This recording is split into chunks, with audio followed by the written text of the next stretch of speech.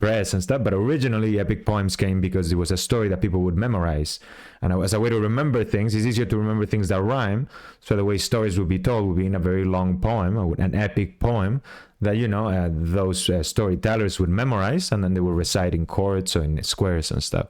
So then that became its own format. Then obviously, as we had paper and then eventually the printing press, there was no need for that, and for longer formats people just decided to start writing in prose, like most books, and even plays, right? Because even plays in earlier times, they were written in verse for the same reason, to make it easier for actors to memorize them, and also because it sounds more beautiful. Now, still, because the medium itself is very challenging to write, because you got to write everything in verse, there's still people that throughout history, the writers and poets, that have decided to take on the challenge of writing something as an epic poem.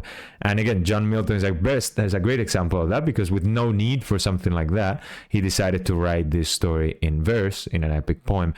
It's blank verse, if I remember correctly, so it's not like it's not gonna have a rhythm like you would think, like that, like it just ends with a rhyme and it rhymes with the next and the next. It's just more of what is called the iambic pentameter, which is very common in English. Same as Shakespeare's, and it's basically, and this, I could be mistaken about this, by the way. I'm just speaking off the top of the dome. I don't know the context, and maybe we can look into it. And if anybody can correct me in the comments, I would love that. That's kind of part of this whole thing, just sharing.